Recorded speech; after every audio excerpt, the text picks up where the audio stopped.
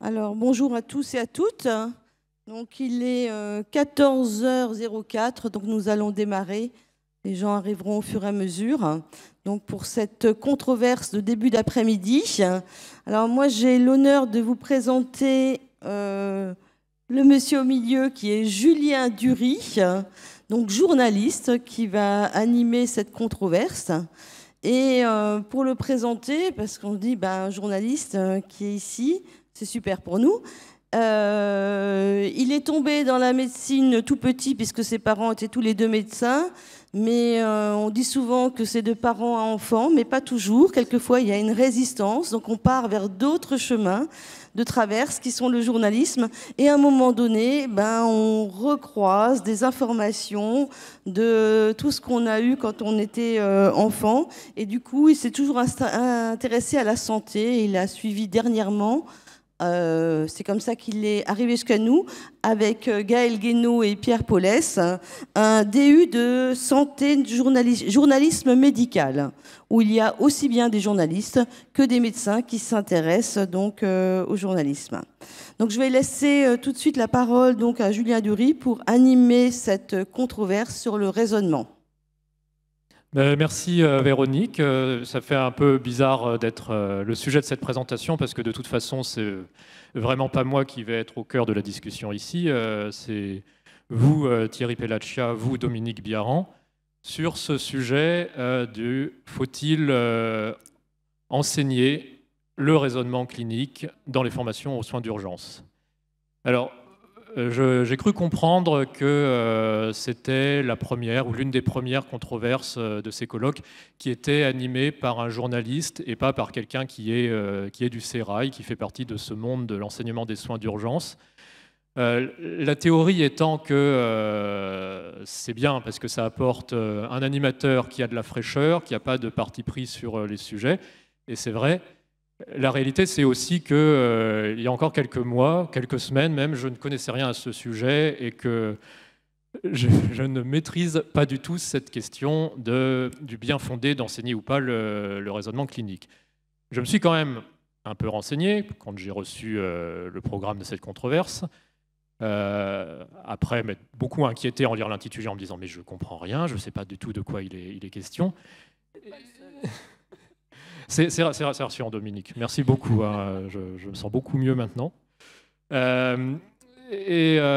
Ceci dit, en me renseignant quand même déjà un peu, pour ne pas arriver totalement vierge sur cette scène devant vous, je me suis rendu compte, cette question du raisonnement clinique, de comment on l'enseigne, de doit-on le mettre au cœur de l'enseignement des soins d'urgence, ce n'est pas une petite question technique. C'est vraiment toute la philosophie de l'enseignement des soins d'urgence qui est résumé par cette question-là.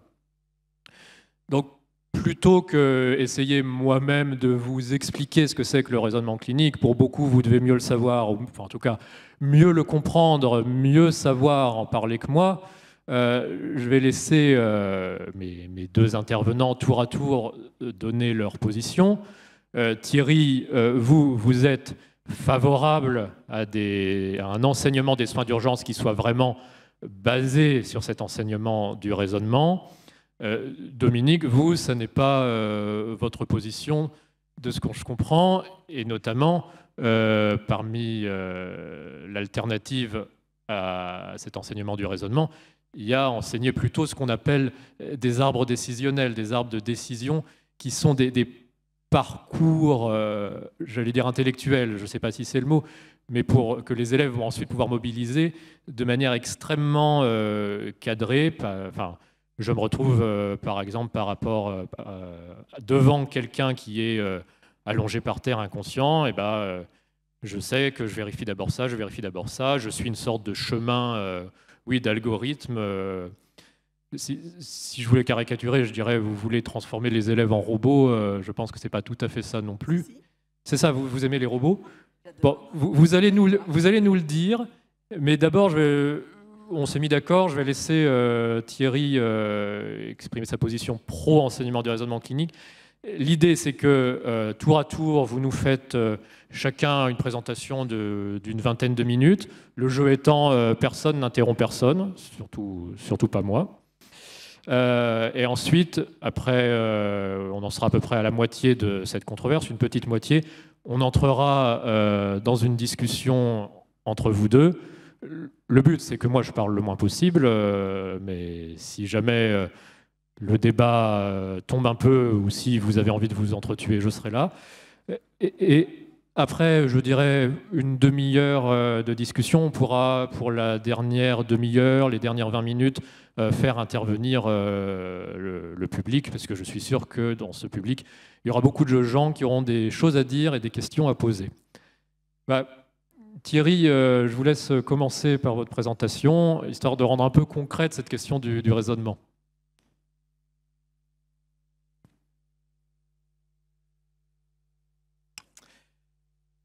Oui, merci Julien pour cette présentation. Donc, moi je m'appelle Thierry Pellassia, je suis médecin urgentiste à Strasbourg et effectivement, on m'a confié la défense de la posture du oui à ce débat sur la place de l'apprentissage du raisonnement clinique dans les formations gestes et soins d'urgence. Et ce que je vais essayer de faire, c'est d'argumenter en deux temps. Dans un premier temps, essayer de vous convaincre du caractère central du raisonnement dans la pratique soignante, notamment dans la pratique en lien avec les soins d'urgence. Et puis dans un deuxième temps, j'essaierai d'expliquer de mon point de vue pour quelles raisons la FGSU plus spécifiquement et puis plus généralement les formations aux gestes et soins d'urgence sont d'excellents terrains d'apprentissage et de développement du raisonnement clinique. Alors lorsqu'on parle de raisonnement clinique, on s'intéresse au fonctionnement cérébral. Donc l'angle qui sera adopté ici, c'est un angle cognitif relatif à la façon dont le cerveau va traiter les informations, va utiliser les connaissances qui sont stockées dans la mémoire à long terme pour produire des diagnostics et des prises en charge dans les situations d'urgence. Depuis les années 70, les chercheurs ont clairement établi des liens très forts entre la qualité du raisonnement et la qualité de la pratique professionnelle. Et pris sous un autre angle, les liens sont tout aussi forts entre les erreurs que nous faisons en tant que soignants dans nos pratiques professionnelles quotidiennes et les erreurs de raisonnement clinique. Voilà les données de la littérature à ce sujet-là. On considère, selon les séries, que 50 à 75% des erreurs que nous commettons dans la pratique des soins sont directement imputables à des erreurs de raisonnement. Alors je cite ici le chiffre de 96% qui est intéressant parce que c'est une étude qui a été spécifiquement conduite dans le domaine de la médecine d'urgence et qui s'est intéressée aux erreurs qui génèrent de la morbimortalité, donc ce qu'on appelle les événements indésirables graves. Et ces chercheurs, en 2013, avaient mis en évidence que 96% des événements indésirables graves impliquaient une ou plusieurs erreurs de raisonnement chez les soignants qui avaient pris en charge le patient et que ces erreurs-là étaient seules en cause dans un tiers des événements indésirables graves. Alors, est-ce qu'on se trompe souvent? C'est la question qui va avec la prévalence des erreurs. La réponse est oui. On considère, selon les spécialités, les environnements de pratique, les professions, que 5 à 15% de nos décisions sont erronées. Et dans le domaine de la médecine et des soins d'urgence, on est plus proche des 15%. Pour tout un tas de facteurs contextuels liés à l'environnement et à la complexité de l'environnement de pratique. Maintenant, quand on regarde de plus près pour voir pourquoi on se trompe, c'est-à-dire quelle est la nature des erreurs de raisonnement que nous faisons, eh bien, c'est presque systématiquement des erreurs diagnostiques.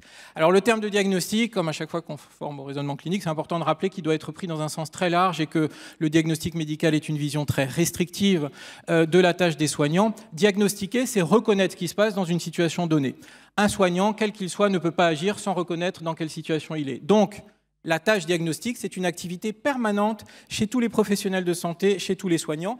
Et l'erreur diagnostique, c'est-à-dire le fait de ne pas avoir identifié dans quelle situation on se trouvait, est la première cause d'erreur dans la pratique des soins. Autre donnée intéressante, peut-être que vous avez vu cette étude de nature épidémiologique qui a été publiée en 2016 dans un grand journal de médecine, qui s'intéressait aux causes de mortalité aux États-Unis. Alors, première et deuxième cause de mortalité, sans surprise, les pathologies cardiovasculaires et néoplasiques. Troisième cause de mortalité, les erreurs médicales, là aussi dans un sens large, c'est-à-dire les erreurs qui sont commises par les soignants dans leur pratique professionnelle et qui directement génèrent un chiffre évalué à 250 000 décès évitable théoriquement aux États-Unis. Donc vous voyez, en faisant un petit raccourci qui n'a pas de valeur scientifique en soi, mais dès lors que... Alors oui, j'avais mis ça parce que ça a donné lieu à une campagne de communication assez désastreuse sur le fait que les soignants étaient presque des tueurs en série. Vous voyez, quand on expose le fait qu'ils sont la troisième cause de mortalité, on oublie que c'est aussi un facteur quand même de guérison centrale. Quoi qu'il en soit, En faisant un petit raccourci, on peut considérer que les erreurs de raisonnement, qui sont la principale cause d'erreur dans la pratique soignante, sont la troisième cause de mortalité. Alors, le raisonnement est à ce point important qu'il n'y a pas une réforme depuis 2009, donc celle qui a été mise en œuvre dans les domaines des sciences infirmières, jusqu'à celle qu'on connaît là ces derniers mois et qui concerne les IFAS et les facultés de médecine. Il n'y a pas une réforme curriculaire qui n'a pas positionné le raisonnement clinique au cœur du dispositif de formation, généralement dans le cadre d'une unité d'enseignement transversale. Vous voyez ici, j'ai pris un extrait du référentiel de compétences infirmiers. On est sur la compétence 1 qui est déclinée de la façon suivante.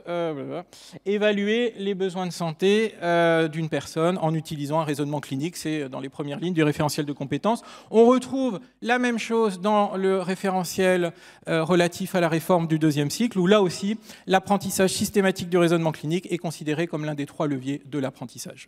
Tous les référentiels de compétences produits depuis 2009, et la quasi-totalité de nos professions ont été réingénierés, eh bien, ont positionné le raisonnement au cœur du dispositif.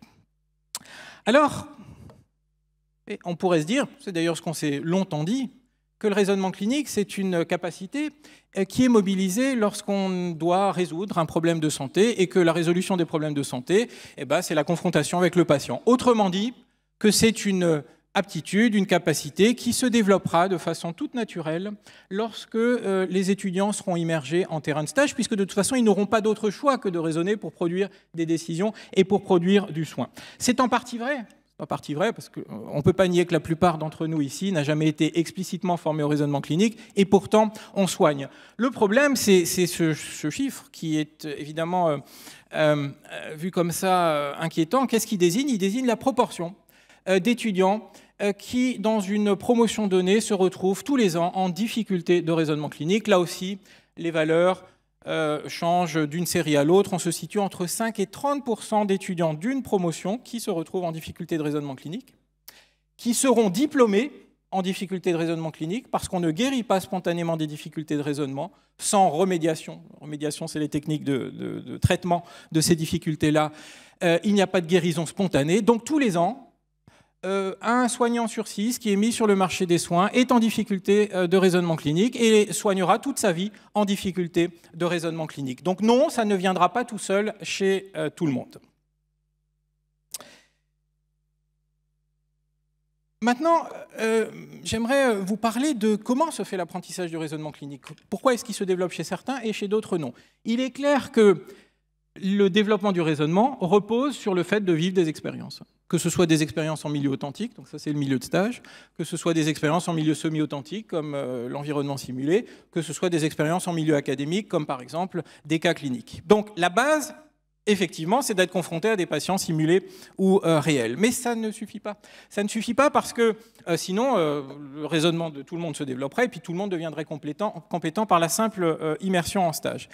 Ce qui est important lorsqu'on parle d'apprentissage expérientiel, c'est le temps qu'on va consacrer à l'analyse de ces expériences, au temps réflexif qui est populaire dans certains de nos cursus. Et donc ce cycle qui s'inspire de l'apprentissage expérientiel et de certains auteurs comme Kolb, que certains d'entre vous connaissent, et qui n'est pas ici complet, mais pointe les 2 temps essentiels du développement des compétences et du raisonnement clinique. Je vis une expérience, j'analyse une expérience. Et j'en viens donc à la raison pour laquelle on peut considérer que la FGSU est un lieu extrêmement propice d'apprentissage du raisonnement clinique, parce que vivre des expériences, c'est quoi? C'est le principe des mises en situation, à la fois des mises en situation de découverte qui permettent de contextualiser l'apprentissage et des mises en situation d'évaluation qui permettent de recontextualiser et d'immerger les apprenants dans des situations simulées. Et évidemment, et ça c'est vrai d'une façon générale quand on utilise la simulation à des fins de formation, le débriefing, c'est le temps d'analyse des expériences. Et c'est ce qui donne de la valeur à l'apprentissage dans un environnement simulé, qu'on considère la FGSU ou plus largement nos formations, dans la mesure où le terrain de stage sacrifie énormément ça, ce temps d'analyse des expériences. Le terrain de stage, ce n'est pas un milieu de formation, c'est un milieu de soins, donc il n'y a pas le temps de débriefer. La simulation, la FGSU, a sacralisé le temps de débriefing. Donc c'est un lieu qui potentiellement est extrêmement propice au développement et à l'apprentissage du raisonnement clinique, sous réserve de considérer qu'un certain nombre de débriefings doivent être réalisés sous l'angle de l'apprentissage du raisonnement clinique, parce qu'il y a toujours du débriefing. Il y a toujours du débriefing, mais le débriefing est rarement exploité à des fins d'apprentissage et de développement du raisonnement clinique. Le débriefing est souvent ciblé sur la dimension technique, qui est importante dans nos professions respectives, sur les dimensions comportementales, de leadership, de communication, très peu sous l'angle du raisonnement clinique. Prenons l'exemple de Pierre, pour essayer de comprendre ce que ça change un débriefing ciblé sur l'apprentissage du raisonnement et en quoi c'est important et en quoi c'est intéressant. Pierre, donc 19 ans, un étudiant aide-soignant qui est immergé dans une mise en situation d'évaluation en GSU autour de la prise en charge d'une obstruction des voies aériennes. Les formateurs et ses pairs l'observent et constatent que Pierre a rapidement mis en œuvre les gestes qui étaient attendus dans cette situation. Il a tout bien fait, il a été félicité par les formateurs lors du débriefing. Et donc, on peut en conclure, parce qu'on a observé qu'il agissait bien, que Pierre est performant. Le problème, c'est que la performance dit assez peu de la compétence, et en particulier très peu du raisonnement clinique. On peut être tout à fait performant, c'est-à-dire bien agir d'un point de vue comportemental, en n'étant absolument pas compétent et en mobilisant un raisonnement qui n'est absolument pas adapté. Pour quelles raisons? Je vous donne des exemples. Fréquemment, que ce soit en AFGSU ou dans d'autres contextes, nos étudiants agissent par mimétisme. Ils viennent de voir l'expert, par exemple, lors du temps réel, pratiquer la séquence complète et l'enchaînement des gestes, ou alors l'un de leurs pairs passer sur une autre mise en situation d'évaluation. Ils reproduisent le comportement sans nécessairement comprendre pourquoi il faut agir de telle ou telle façon, dans tel ou tel ordre, et pour quelles raisons il faut réaliser tel ou tel acte. C'est ce qu'on appelle l'action par mimétisme, qui évidemment est sous-tendu par un raisonnement qui ne permettra absolument pas de transférer les apprentissages qui ont été réalisés dans ce contexte-là à d'autres situations, et notamment aux situations de la vie réelle. Parce que l'action par mimétisme, à un moment donné, au regard des variations contextuelles, elle se révèle très peu efficace. Peut-être que Pierre a bien agi par hasard. Il avait tout un tas d'options, ou plusieurs options en tout cas dans sa tête. Il s'est dit, au hasard, je vais tenter celle-ci, le hasard fait que c'était la bonne. Dès lors qu'on n'a pas exploré son raisonnement et les mécanismes de prise de décision, on ne saura pas, encore une fois, s'il était bien compétent ou uniquement performant. Peut-être que Pierre aussi a bien agi par stratégie. La réalité, malgré toutes les précautions qu'on prend, notamment en AFGSU, c'est qu'en fait, la plupart des apprenants savent à peu près sur quelle situation ils vont tomber, sur le plan diagnostique. Alors on essaye de regrouper les mises en situation d'évaluation sur des séquences particulières, de ne pas enchaîner la découverte et l'évaluation derrière. Malgré tout, quand on annonce qu'on va faire des simulations sur la prise en charge de l'arrêt cardiaque, on sait qu'on va tomber sur un arrêt cardiaque. Ça veut dire quoi? Ça veut dire que bien souvent nos apprenants, avant même d'entrer dans la salle, ont une idée assez précise de la situation ou du groupe de situations, les urgences vitales, les urgences relatives, etc., sur lesquelles ils vont tomber. Et donc, il y a toute une stratégie de préparation, évidemment, qui se joue avant même que la situation ait été mise en œuvre. Et dès lors qu'on se contente, et qu'on continuera à se contenter de ce qu'on a vu du comportement des apprenants, c'est-à-dire qu'on jugera uniquement la performance, on ne pourra jamais affirmer que l'apprenant a bien raisonné et donc qu'il est compétent. Alors, si on s'intéresse à l'action sous l'angle du raisonnement clinique, eh bien, le débriefing impliquera une autre façon de questionner. Vous voyez, ça c'est par exemple typiquement les questions qu'on est amené à poser lorsqu'on souhaite explorer le raisonnement clinique, parce que notamment la capacité à raisonner repose beaucoup sur la qualité des indices qui sont prélevés dans l'environnement informationnel. Un environnement de soins simulé au réel, il est extrêmement riche en données. L'expert, il est capable de repérer les 2, 3 ou 4 informations les plus pertinentes, de les combiner et de produire des diagnostics et donc des actions qui suivront. Donc c'est intéressant, et cette question est formulée volontairement de façon qui peut paraître un peu étrange, c'est intéressant d'explorer les indices qui ont été utilisés par nos apprenants pour prendre en charge le patient. C'est tout aussi intéressant de recontextualiser le débriefing autour de ce qui vient de se passer. Il n'y a absolument aucun intérêt lors d'un débriefing sur l'obstruction des voies aériennes à demander quels sont les signes de l'obstruction des voies aériennes. Ils le savent parfaitement. Souvent, ça vient d'être fait juste avant ou dans les heures qui ont précédé en découverte. Par contre, lorsque les mises en situation sont bien contextualisées, elles s'éloignent au moins en partie de la situation de travail, de découverte, de départ. Et donc, c'est intéressant de voir comment, dans une situation qui est en partie différente de la situation de départ, comment l'étudiant a pu prélever des données pertinentes qui l'ont conduit au diagnostic d'obstruction des voies aériennes. Quand on s'intéresse au raisonnement, on est aussi curieux de savoir ce qui se passe dans la tête de l'apprenant lorsqu'il y a des données particulières qui sont recueillies. Il y a certains moments clés, il y a certaines données clés qui influencent les diagnostics de travail dans un sens comme dans l'autre. Et donc c'est intéressant, par exemple ici, de savoir ce qui s'est passé dans la tête de l'apprenant au moment où il a toussé. Donc vous voyez que lorsqu'on souhaite questionner le raisonnement, alors il n'y a rien de complexe. C'est juste une façon différente de questionner, qui évidemment, et ce ne sera jamais mon propos, ne doit pas être exclusive. C'est-à-dire que ce n'est pas parce que j'essaie de vous convaincre que le raisonnement clinique est central et que la FGSU est le bon endroit pour l'apprendre, qu'il faut délaisser tous les autres aspects de la compétence professionnelle, et notamment la dimension technique. Mais ça veut dire que quand on fait, je ne sais pas, une après-midi avec 6 ou 7 mises en situation d'évaluation différentes, c'est un problème qu'aucune ne soit centrée sur l'apprentissage du raisonnement clinique. Comme ce sera un problème si les 6 étaient centrés là-dessus. Mais c'est évidemment jamais le cas. Alors, on pourrait se dire, mais finalement, est-ce que tout ça, se former au questionnement propre à l'apprentissage, est-ce que c'est vraiment important? Et comme l'a dit Julien en propos liminaire, finalement, pourquoi pas ça, quoi? Pourquoi ne pas cibler le temps d'apprentissage en GSU ou ailleurs sur la mémorisation de protocoles ou de procédures ou d'algorithmes décisionnels, peu importe comment on les nomme? Alors, pourquoi pas? Je vais vous exposer mon point de vue. La première, c'est que pour construire un algorithme de prise de décision, il faut avoir des données probantes. Or, la pratique des soins repose le plus souvent sur des données non probantes. C'est-à-dire qu'on considère aujourd'hui que 15% à peu près de l'exercice professionnel d'un soignant repose sur des données probantes, ce qu'on appelle l'EBM, l'Evidence-Based Medicine. Le reste, ça ne veut pas dire qu'on fait n'importe quoi, évidemment, le reste du temps, mais le reste du temps, ce sont des conférences d'experts, des conférences de consensus. Donc, on manque de données probantes pour protocoliser déjà l'ensemble des soins, notamment dans le domaine de la médecine d'urgence. Ça, c'est un premier point. Deuxièmement, ces protocoles, qui ont certainement une place, et ma collègue vous l'exposera, ont une efficacité qui, dans certains environnements, est très limitée, voire nulle. Ces environnements, ce sont les environnements complexes, qu'on appelle parfois les environnements dynamiques. Des environnements dans lesquels les données qu'on est amené à traiter ne sont pas stables, évoluent au fur et à mesure du temps, ont un niveau de validité qui est moyen, voire faible.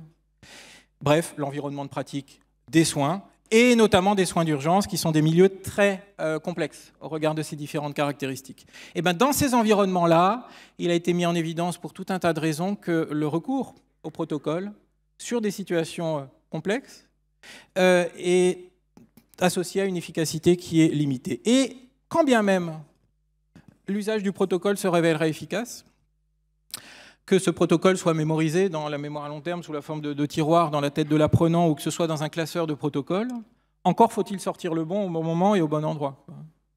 Ça veut dire quoi? Ça veut dire qu'on ne peut pas savoir quelle procédure ou quel protocole utiliser tant qu'on n'a pas fait un diagnostic de situation, c'est-à-dire tant qu'on ne sait pas quel est le problème du patient. Donc le protocole ne pourra jamais remplacer le raisonnement du soignant. Et lorsqu'on a tenté de le faire, eh bien, on s'est rendu compte qu'en dehors des limites qui viennent d'être exposées, il y a notamment un biais qui est constamment retrouvé et qui met en danger la santé des patients, c'est ce qu'on appelle le biais d'automatisation. J'ai essayé de l'illustrer comme ça, parce que tous les jours, on a des exemples des effets désastreux, enfin ici c'est plutôt drôle, mais enfin ça pourrait l'être moins, des effets désastreux provoqués par le biais d'automatisation. Le biais d'automatisation, c'est le fait de se dire, bon, puisqu'on m'a dit que dorénavant, j'avais plus besoin de réfléchir, et qu'il y avait un outil parfois informatique, qui plus est parfois basé sur l'intelligence artificielle, ce qui est le cas des GPS, ce qui sera le cas de plus en plus d'outils d'aide à la prise de décision dans nos milieux cliniques. Si j'ai un outil comme ça, et qu'on m'a dit qu'il était plus intelligent que moi, eh bien, je vais naturellement avoir tendance à lui faire plus confiance à mon cerveau. C'est ce qui s'est passé là. Vous voyez? Le GPS dit, si, c'est tout droit, quoi. Le cerveau se dit, mais tout droit, c'est le port, non? Mais le GPS, qui encore une fois a été présenté comme un outil extrêmement intelligent, dit, mais si, je t'assure, au cerveau, il faut continuer tout droit. Le cerveau, finalement, jette l'éponge et se dit, si le GPS, qui est un outil intelligent, me dit ça, c'est que ça doit être tout droit, et plouf dans l'eau. Donc, et ce sera la quasi-conclusion, la réponse est bien, de mon point de vue en tout cas, qui est un point de vue évidemment extrême, qui sera rééquilibré rapidement par ma collègue, que oui, évidemment, il faut apprendre aux professionnels de santé à raisonner. Sinon, on ne forme plus des soignants, on ne forme plus des professionnels de santé, on forme des techniciens du soin. Est-ce qu'il y a besoin de 3 ans et demi ou 6 ans pour former des techniciens du soin? Non. Quelques semaines ou quelques mois suffiraient. Alors sans doute que ça va beaucoup intéresser les décideurs, parce que sur le plan économique, il y a une question de rentabilité ici qui est très forte. Mais en tout cas, aujourd'hui, il n'y a rien de mieux que le cerveau humain pour prendre des décisions efficaces. Oui aussi parce que la FGSU, c'est une opportunité rare dans la formation aux soins d'urgence d'un étudiant, une opportunité rare de développement du raisonnement clinique et de la capacité à prendre des décisions en milieu clinique. Et oui, enfin, parce que beaucoup de patients, et j'en reviens à l'introduction de la présentation, beaucoup de patients meurent en raison d'erreurs de raisonnement. La conclusion finale ne sera pas la mienne, mais celle d'un auteur très connu sur le raisonnement clinique, qui s'appelle Burroughs, et qui nous disait en 1991 qu'au lieu d'apprendre comment les hypothèses diagnostiques sont générées, affinées, comment les décisions sont prises, les enseignants en médecine, ciblés sur cette profession-là, préfèrent la standardisation de l'interrogatoire et de l'examen clinique, les chapitres de livres, les approches formelles pour traiter les problèmes des patients et les algorithmes rigides qui guident le décideur à l'aveugle, aucune de ces méthodes ne se concentrant sur les processus de raisonnement, pourtant critiques, afin d'obtenir une performance optimale. On était en 91. On est en 2021. Est-ce que les choses ont changé en 30 ans? Ma réponse est non.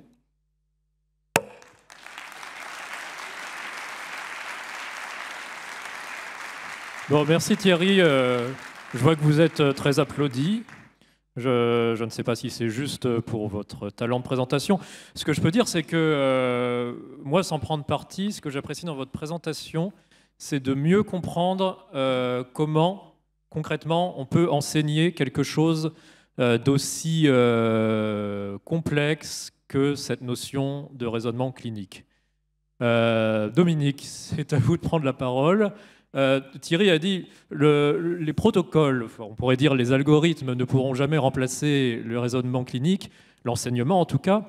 Je ne sais pas si c'est le point de vue que vous allez défendre là, mais peut-être, pour employer ces mots, que vous allez un peu rééquilibrer les points de vue sur le rôle central ou pas accordé dans l'enseignement des soins d'urgence au raisonnement clinique. Qui sait? Bien, merci beaucoup en tout cas. Et je suis désolée, comme vous pouvez entendre, ma voix est plutôt prête à s'en aller. Et bon, ma PCR est négative. Je le signale quand même au cas où vous auriez des craintes. Alors, quand on m'a proposé ce sujet, je vous avoue franchement que je me suis dit, mais ça va pas aller, c'est pas possible. Parce que, évidemment, on a tous envie de dire, mais non, évidemment, la médecine, c'est du raisonnement avant tout. Donc, j'ai fermé l'email de Juliano et je me suis dit, mais qu'est-ce que je vais bien pouvoir faire avec ça? Alors, évidemment, j'ai des conflits d'intérêts qui sont principalement intellectuels, bien sûr, puisque je travaille dans un hôpital d'enfants, ça c'est une première chose, mais le reste de mon activité, c'est principalement de produire ces fameuses guidelines et de donner des cours où on intègre, bien entendu, plein d'algorithmes. Alors, c'est vrai que j'ai un problème, parce que soit je regarde mes diapos et je ne vois pas mon texte, voilà, parce que je ne vois pas où j'en suis. Mais donc, ça, ce sont les questions qui m'avaient été posées, et qui ont été d'ailleurs posées également à Thierry. Donc, est-ce que le raisonnement clinique est utilisé par tous les professionnels de la santé en situation d'urgence? Est-ce qu'il faut qu'une démarche de soins d'urgence adaptée repose sur le raisonnement? Est-ce qu'il faut considérer le raisonnement comme un algorithme? Avons-nous les moyens de recourir à des actions pédagogiques individualisées? Est-ce que le raisonnement clinique est évaluable dans les soins d'urgence? Je vous assure que je ne vais pas répondre à tout ça. Je vous rassure surtout parce que sinon j'en ai pour un petit peu de temps. Alors moi, voilà ce que j'ai eu envie de vous raconter. J'ai eu envie de vous parler évidemment de la médecine d'urgence, puisqu'on est tous issus de cette médecine. J'ai aussi eu envie de vous parler de l'evidence-based medicine, bien sûr, de l'intuition, de la connaissance et de l'apprentissage par cœur, du raisonnement, de la mémorisation, de l'intelligence artificielle, nous y voici mon cher Thierry, du langage commun, du raisonnement sans la connaissance, et puis on verra bien. Alors, évidemment, la médecine d'urgence, elle nous oblige à prendre des décisions, si possible, pertinentes, mais dans un temps extrêmement limité. Bien sûr, parce que nous avons des urgences vitales, mais ce n'est pas ce qui fait le quotidien des urgentistes, mais surtout parce qu'on est face à un afflux grandissant de patients qui sont souvent extrêmement exigeants, évidemment en qualité, puisqu'ils veulent le meilleur. Ils veulent aussi le plus rapidement, ils veulent les moyens, mais surtout et avant tout, ils veulent des résultats. Quand on rentre dans un service d'urgence, c'est pour être guéri tout de suite si possible. Alors, bien sûr, cette prise de raisonnement, elle implique un processus de raisonnement. Et c'est un processus qui, généralement, est qualifié par les soignants comme un processus intuitif. Ce processus qui va générer des hypothèses diagnostiques, on en a parlé, enfin Thierry en tout cas en a parlé, et qui va permettre à la fois une analyse et une hiérarchisation de ces hypothèses. Parce qu'on peut avoir un unique diagnostic, mais la plupart du temps, on a un diagnostic différentiel et on va devoir faire des choix. Et pour faire ça, on va faire appel à des connaissances qui sont à la fois organisées et stockées dans notre mémoire à long terme. C'est cette mémoire-là qui nous permet de stocker des informations, mais pour pouvoir stocker ces informations, nous avons besoin que ces informations soient raccrochées à quelque chose qui va être pertinent pour nous. Alors, pertinent, ça veut dire quoi? Eh bien, ça veut dire qu'on va devoir se raccrocher, par exemple, vous allez voir où je veux en venir, à des acronymes, ou à des algorithmes, ou à des événements, des choses qui nous ont marqués, par exemple, effectivement, un cours où on nous aura poussé dans nos derniers retranchements. Dans votre vie de tous les jours, vous allez aussi vous souvenir de choses qui vous ont marqué. Probablement, si vous vous rappelez tous vos anniversaires, vous vous rappellerez plutôt celui où vous avez laissé tomber le gâteau plutôt que celui qui s'est passé sans problème. Donc, tout ça va être nécessaire pour que vous arriviez à poser le bon diagnostic. Alors, je suis désolée, mais ma voix s'en va. Mais c'est pas grave, parce que ça vous laisse le temps d'apprendre par cœur tous ces beaux algorithmes que nous produisons au niveau de l'ERC. Et tous ces algorithmes, bien entendu, vous imaginez bien, c'est pas si simple que ça à mémoriser. Et quand on doit mémoriser les algorithmes, il faut qu'on puisse se baser sur différentes choses. Alors, on a déjà parlé de l'evidence-based medicine, cette médecine basée sur les preuves, et Thierry a dit 15%. Alors, c'est vrai que nous avons encore une certaine pauvreté dans nos outils d'evidence-based, avec toute la difficulté de la recherche clinique qui nous permet d'avoir des preuves de la réalité. Et on sait par exemple, un exemple que vous connaissez tous, c'est que notre adrénaline que nous employons pour l'arrêt cardiaque est basée sur des avis d'experts principalement. Il y a maintenant quelques études qui commencent à sortir et on n'est pas du tout certain que ça fasse une vraie différence dans nos algorithmes. Et effectivement, personne n'a encore eu le courage de l'enlever complètement. En tout cas, je parle de l'algorithme de l'arrêt cardiaque par trouble de rythme. Mais on a des doutes. Et on en a qui sont sérieux. C'est pour ça aussi, d'ailleurs, que l'adrénaline a reculé progressivement dans les algorithmes. Donc ça, c'est effectivement cette evidence-based medicine. Elle prend de plus en plus de place, mais elle n'a pas encore réellement toute la place nécessaire. Alors, excusez-moi. Donc, plus qu'une manière de penser, c'est vraiment une mise en place de stratégies, de méthodes, d'outils qui vont nous permettre d'évaluer l'information dont on dispose. Et évidemment en utilisant toutes ces preuves disponibles.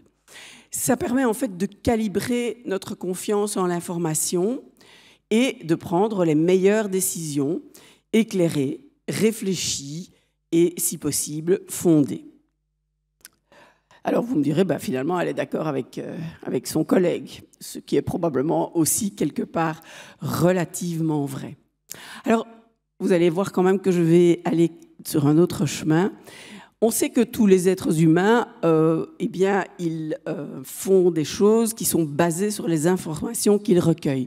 Alors ces informations, ils vont les recueillir avec leurs 5 sens, et je ne vous ferai pas l'injure de vous les citer tous, parce que je pense que ça, on apprend sans doute en première ou en deuxième primaire, peut-être même en maternelle. Alors je voudrais vous faire un petit jeu. Je ne vous vois pas trop bien, mais ça ne fait rien. Alors je voudrais que vous me disiez, vous connaissez tout ça, quelle est la ligne, la droite plutôt, la plus longue? La 1, la 2 ou la 3? Alors, comme vous êtes très nombreux, je vais vous proposer, est-ce que vous pensez que c'est la 1? Vous levez la main si vous pensez que c'est la 1. Est-ce que vous pensez que c'est la 2? Est-ce que vous pensez que c'est la 3? Ça s'appelle l'illusion de Müller-Lyer. Comme vous pouvez voir, toutes ces droites ont exactement la même longueur. Mais même en ayant cette information, les droites ne vous paraissent pas identiques. Vrai? Faux? Je n'ai pas levé la main. Pardon? Je n'ai pas levé la main, en fait. Du coup, je suis content de ne pas avoir pris position devant tout le monde. Je vous laisse continuer, désolé pour l'interruption. Aucun problème, je n'ai aucun problème à être interrompu, c'est même plutôt rigolo. Alors mon copain Albert, donc pour ceux qui me connaissent, c'est parce que mon mari s'appelle Albert. Je ne suis évidemment pas la copine d'Albert Einstein, malheureusement, et je ne veux même pas me comparer à lui, disait que la seule chose valable, c'est l'intuition. Et même si je n'ai absolument pas la prétention de me comparer à lui, je ne suis pas d'accord. Alors, si vous fonctionnez de manière intellectuelle, et en général on essaie d'utiliser son cerveau, chaque petite chose que vous accomplissez vous demande toute une série d'étapes. Alors, ici on dit 10 étapes, ça n'a pas vraiment beaucoup d'importance.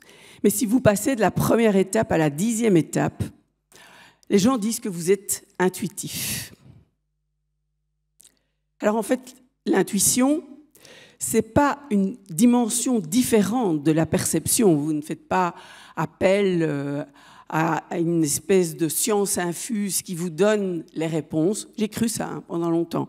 Parce que comme tous les médecins, c'est dur ce que je vais dire, on est tous persuadés qu'on est les meilleurs médecins de la Terre. Tous. Il n'y a aucun médecin qui pense l'inverse. Et puis on pense aussi qu'on est intuitif. Mais l'intuition, ce n'est pas ça en fait. L'intuition, c'est juste une autre manière de calculer. Alors, vous calculez de plus en plus rapidement, mais ce sont toujours les mêmes informations qui vous servent.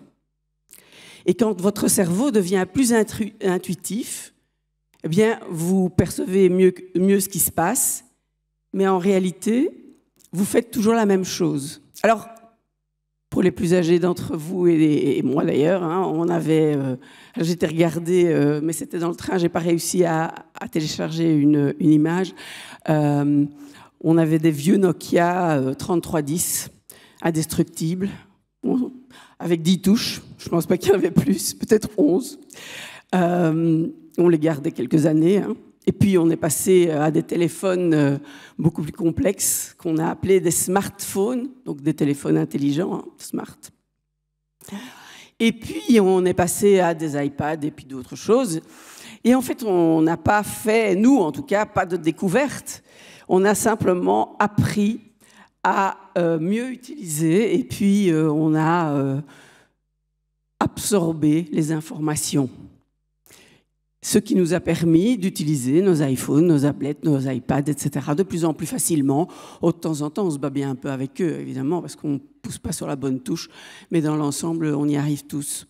Et on n'est pas obligé d'aller lire systématiquement tous les modes d'emploi. Et ben, c'est comme ça que le cerveau fonctionne. On apprend. Et donc l'intuition, j'aime bien cette phrase d'Henri Bernstein, c'est une intelligence qui commet un excès de vitesse. Alors, en fait, l'apprentissage, c'est une manière d'apprendre par cœur et puis de générer des choses, d'apprendre à utiliser cet apprentissage de manière à pouvoir effectivement, je reprends un petit peu mes copions parce que je vous avoue que de temps en temps j'en ai besoin, ça nous permet vraiment d'avoir plus de connaissances. Et en fait, l'apprentissage par cœur, pardon. Beaucoup de pédagogues ont dit que c'était ridicule, qu'il fallait surtout pas faire du par cœur aux enfants, mais qu'au contraire, il fallait leur apprendre à raisonner. Et puis on en revient à ça, parce qu'en fait, pour pouvoir progresser, pour pouvoir raisonner, il faut d'abord connaître. Et sans la connaissance, donc sans la mémorisation, il n'y a pas de raisonnement possible. Et en plus, travailler sa mémoire en apprenant par cœur depuis tout petit, ça vous permettra non seulement évidemment de travailler votre mémoire, ce qui est bon pour la lutte contre l'Alzheimer, pensez-y, ça peut servir, mais aussi ses capacités d'organisation, ses capacités de concentration, et nos enfants en ont bien besoin. Et puis finalement, ça va évidemment nous aider à apprendre. Alors, je dois remettre mes lunettes. Et donc, Georges Duhamel, un Français, de l'Académie française, disait « Un homme intelligent doué d'une mémoire faible et mal exercée demeure un infirme et un pauvre. Il perd les meilleures chances d'appliquer son entendement. On ne méprise pas la mémoire, on la dresse et on la fait obéir. »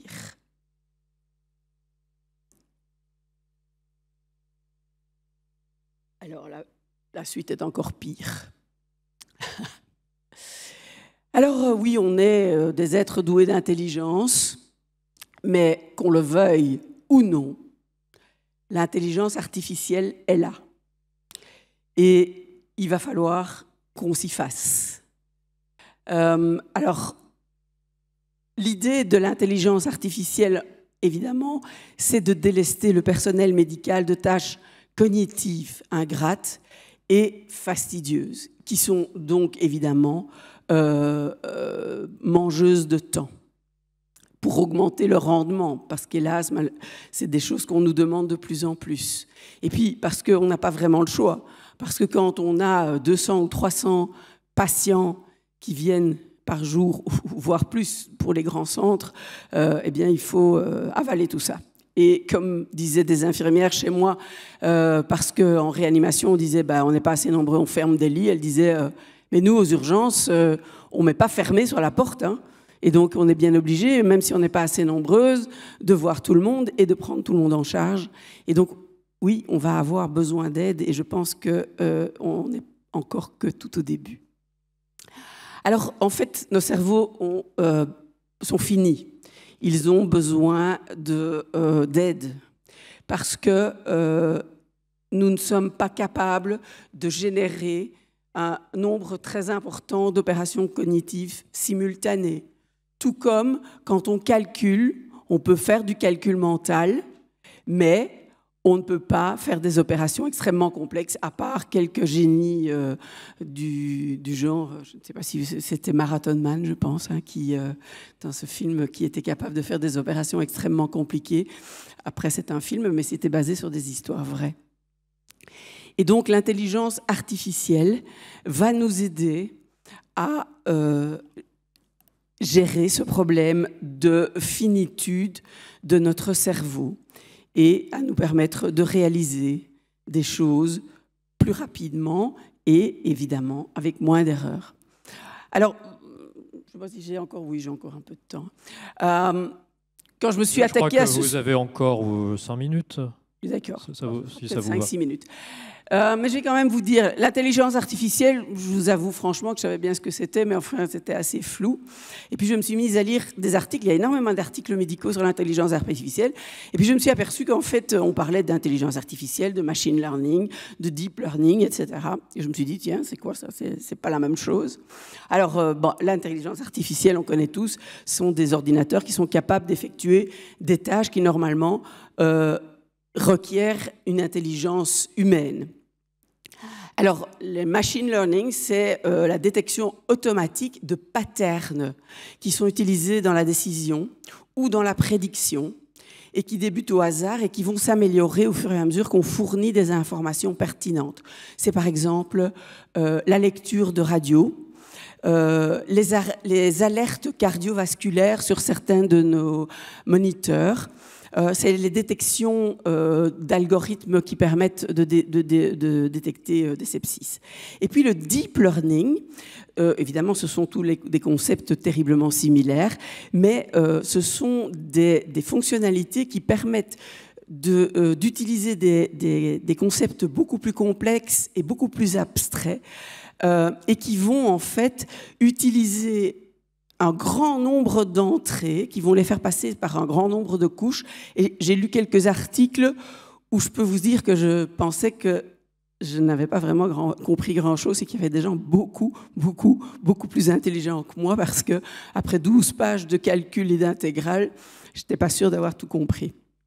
Et donc, ça permet en fait notamment de poser des diagnostics, de donner des diagnostics, par exemple, dans des scanners, dans des IRM, sur des échos. Nos FAST qu'on pratique quand ils sont guidés par l'intelligence artificielle sont beaucoup plus performants. La fraction d'éjection peut être calculée quand on fait un écho cardiaque, mais vous connaissez aussi la synthèse vocale, la traduction, tout ça est utilisé maintenant de manière à peu près quotidienne. Et donc finalement, c'est une mécanisation de l'activité cognitive qui va permettre un traitement automatique. Mais évidemment, il faut fournir des données. Il faut mettre en place un langage commun et faire usage de représentations et de concepts partagés pour permettre justement cette conception de l'intelligence artificielle. Donc c'est vraiment grâce à des bases de connaissances qui vont être communautarisées qu'on va pouvoir développer ça. Alors, c'est clair qu'en médecine, l'ingénierie des connaissances bute sur cette difficulté que nous avons, nous autres soignants, à formaliser nos connaissances et nos raisonnements pour qu'on puisse les exploiter. Et aussi cette difficulté qu'il y a à maintenir ces représentations à jour parce que les connaissances médicales ont un rythme extrêmement rapide d'évolution. Il suffit de voir tout ce qui se publie. On a tous vécu quelque chose d'exceptionnel pendant l'année 2020 avec le Covid. On a commencé avec une pathologie dont on n'avait jamais entendu parler. Et puis, on a été obligé avec très peu de choses, puisqu'on n'avait pas du tout d'informations. Et je me souviens, le premier article publié dans le New England, c'était le premier article, c'est un journal, enfin c'était un article digne d'un journal de province, puisque si je me souviens bien, c'est une série de Case Report. Je l'ai imprimé, j'ai été le distribuer à tous les médecins des urgences, tous les médecins des soins intensifs en disant « enfin, on a quelque chose ». Et donc, on a dû apprendre à toute vitesse à soigner une nouvelle maladie. Regardez où nous sommes. Alors, vous me direz, on est toujours avec nos masques. Mais 2 ans plus tard, les progrès qu'on a faits, c'est absolument phénoménal. Et nos cerveaux les ont produits, mais les machines les ont produites aussi. Alors, je ne vais pas détailler ça, mais c'est pour vous montrer qu'il y a beaucoup de choses qui émergent in emergency medicine en matière d'intelligence artificielle. Je vous en ai déjà parlé, des surveillances de signes vitaux avec des systèmes d'alerte précoce qui permettent en fait de diagnostiquer, par exemple, un sepsis 4 heures avant que les cliniciens ne les détectent. L'instabilité cardiovasculaire 51 minutes avant que le patient fasse un incident grave, qui sont des aides au diagnostic rapide, au triage, par exemple au diagnostic des tests, on en a parlé, ou des radios, à la prévision des résultats et à la stratification des risques. Et évidemment, très important, je pense qu'on en a tous rêvé, en tout cas moi j'en ai rêvé, à l'analyse échographique assistée, parce que pouvoir déterminer en quelques minutes le débit cardiaque, surtout chez un enfant qui crie comme un possédé parce qu'il n'est pas d'accord, ce serait vraiment chouette.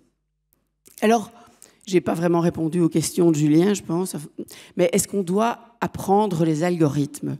Alors j'ai reçu ça dans mon mail il n'y a pas très longtemps. C'est un instructeur qui me dit: j'ai fait la formation RAMP, les PALS, en Haute-Savoie avec vous, et en cherchant du pain à la boulangerie, un enfant de 16 mois qui ne respirait plus. Et je lui ai fait ce que vous m'avez appris pendant ces 2 jours, et il est reparti. Et puis, vous avez le dessin magnifique de cet enfant, on dirait un Miro, et la lettre des parents qui remercie cette soignante. Ça, ce sont les algorithmes. Alors, c'est un débat. Évidemment, c'est moi qui ai raison, ça va de soi. On est tous d'accord, je l'avais dit avant, hein. Tu es d'accord, Thierry? Mais non, bien sûr, on a tous raison. Réanimer, je l'ai toujours dit à mes élèves, c'est d'abord agir et puis penser, parce que si on fait l'inverse, le patient est mort. L'intuition, ce n'est qu'une accélération de notre pensée, et elle nécessite avant tout et d'abord de mémoriser. Notre cerveau, malheureusement, est une machine limitée, sauf bien sûr pour quelques-uns d'entre vous, mais le mien est vraiment limité.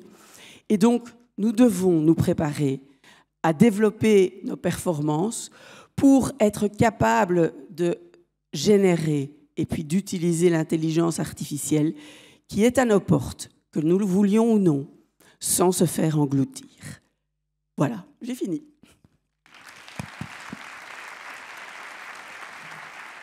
Merci beaucoup, Dominique. Je souligne que vous êtes aussi applaudi, donc je pense qu'il n'y a pas de parti pris trop marqué. C'est pas Marathon Man, c'est Rain Man qui est... Voilà, non, excuse-moi, tu vois, j'ai pas de mémoire. C'est aussi Dustin Hoffman, et c'est probablement la seule fois sur cette scène que je peux faire le malin, donc j'en profite.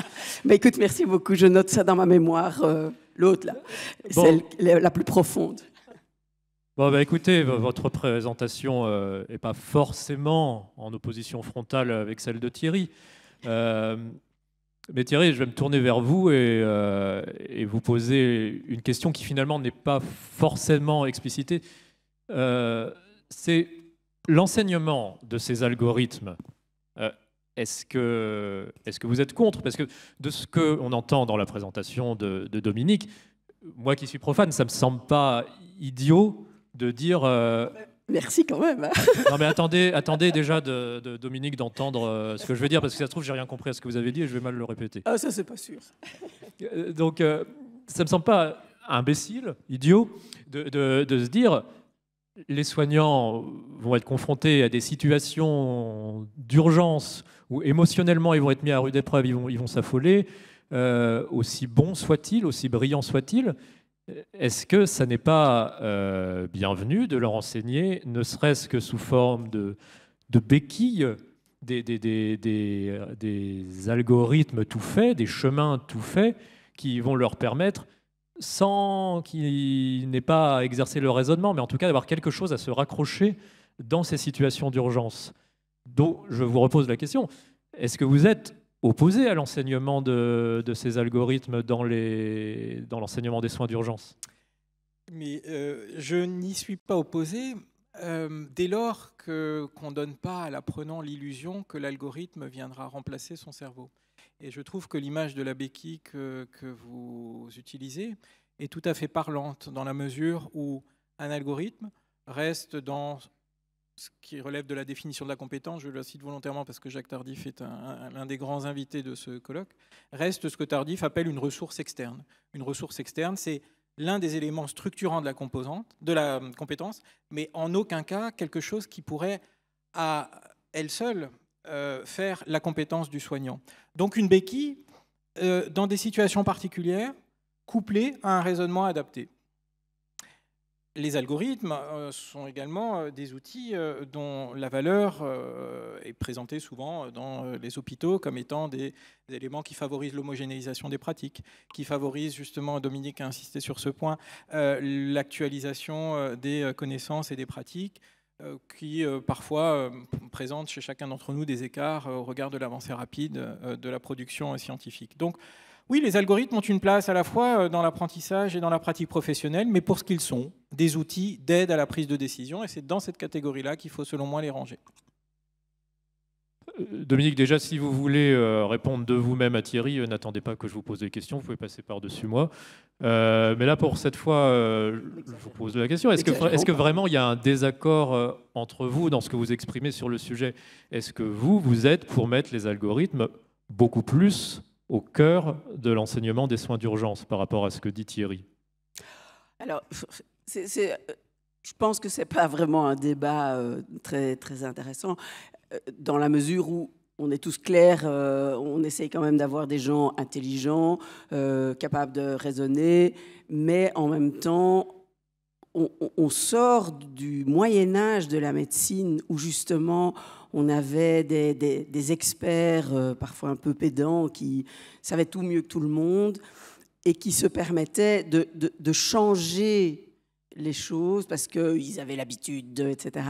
Et on est parfois surpris de voir des connaissances ou des certitudes qu'ont les gens dans leur pratique, simplement parce qu'ils n'ont jamais pris la peine d'aller lire sur ce sujet. Et on est tous comme ça. Moi, je veux dire, il y a des choses, des sujets où, en discutant avec les plus jeunes, c'est très chouette d'être dans un hôpital universitaire parce qu'on a des jeunes qui viennent vous vraiment tout le temps vous titiller en disant oui mais ça, est-ce que c'est comme ça et c'est comme ça, et parfois enfin je vais lire des choses que j'ai toujours tenues pour acquises et où finalement je me suis jamais posé de questions. Mon patron m'avait dit quelque chose, je l'avais pris pour acquis et je l'ai enfourné comme ça quelque part, et puis voilà, c'était comme ça dans mon quotidien et ça me paraissait juste.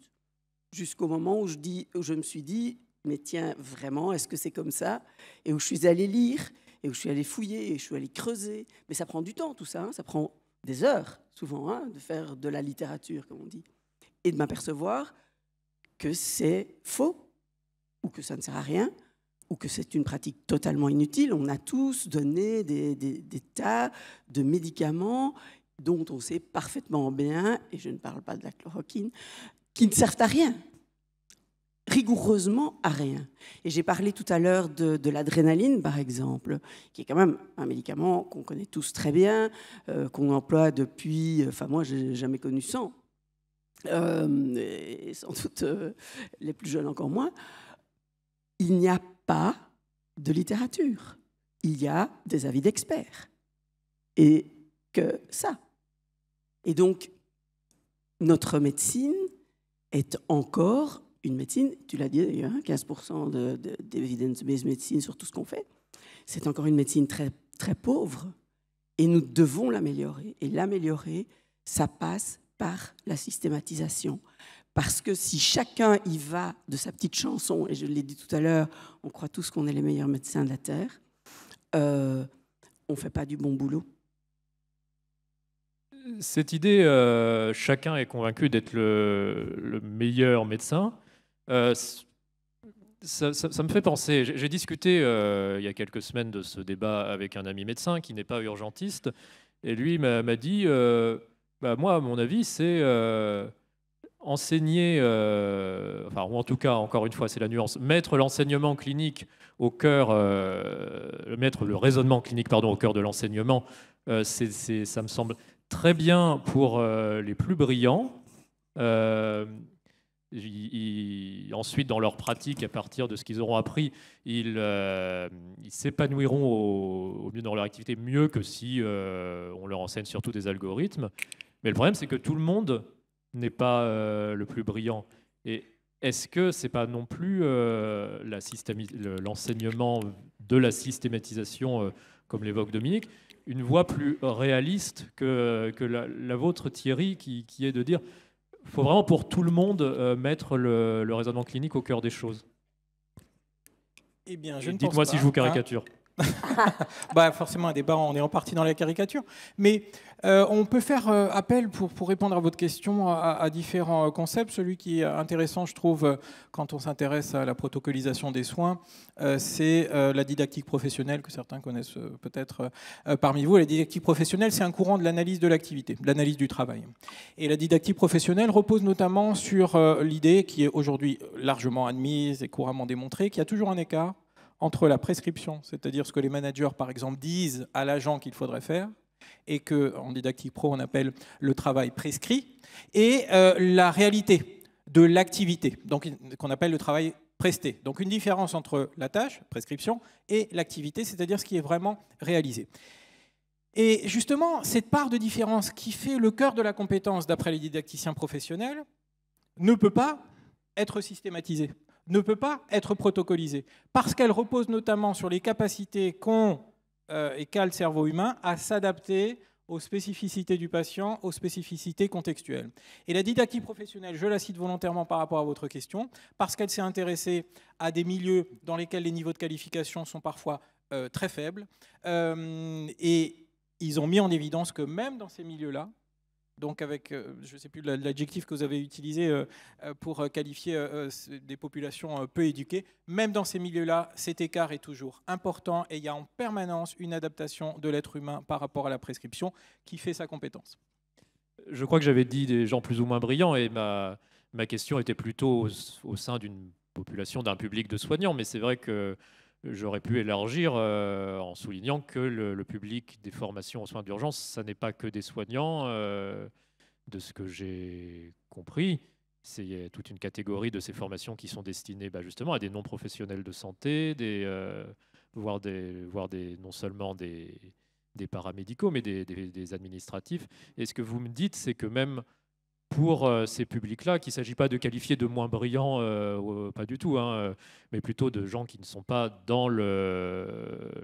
qui ne sont pas par vocation des soignants. Même auprès de ces publics-là, on doit enseigner d'abord le raisonnement clinique dans Alors, est-ce dans que la c'est formation aux d'abord soins après? d'urgence. On peut discuter, parce que Dominique a parlé notamment des liens entre les connaissances et la compétence. Hein, ça, c'est un vaste débat.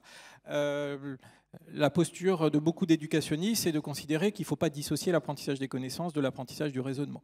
C'est-à-dire que le postulat selon lequel il faut d'abord savoir avant d'apprendre à raisonner est un postulat qui est, pour beaucoup en tout cas, archaïque, dans la mesure où la façon dont on apprend va totalement conditionner l'organisation de nos connaissances dans la mémoire à long terme. Si on apprend pendant plusieurs mois, pendant plusieurs semestres, les connaissances telles qu'on a l'habitude de les apprendre, donc de façon décontextualisée, sur la base de cours magistraux, de lecture, etc., on va se retrouver avec une organisation des connaissances dans la mémoire à long terme qu'on appelle en tiroir. Et ces connaissances, elles sont présentes. Et nos étudiants ont beaucoup plus de connaissances que nous quantitativement. Par contre, elles sont inertes. Elles sont inertes, c'est-à-dire que l'étudiant n'est alors plus capable de les mobiliser dans le cadre d'un raisonnement approprié lorsqu'il en a besoin. Donc c'est pour ça que ça c'est une réalité humaine, quelle que soit la nature de l'activité, quel que soit le niveau de qualification, quel que soit le métier, quelle que soit la profession. Donc si on discute d'apprentissage, eh bien je ne sais plus comment on était arrivé là d'ailleurs, et si c'était toujours la question, et si c'est toujours c'est toujours ma question. Voilà. Ma question c'est ma question était